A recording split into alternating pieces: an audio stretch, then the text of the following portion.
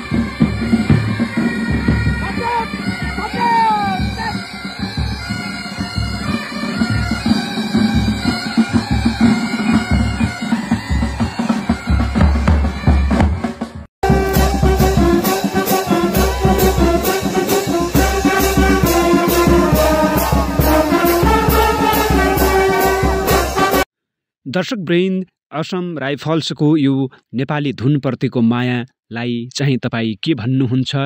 आखिर किन उनीहरूले नेपाली धुनलाई नै प्राथमिकता दिए र आफ्नो ब्यान्डमा नेपाली धुनलाई प्रयोग गरे? यो चाहिँ एकदमै रहस्यको कुरा रहेको छ। तपाईलाई भिडियो मन परेको खण्डमा सेयर गर्नुहोस् है त।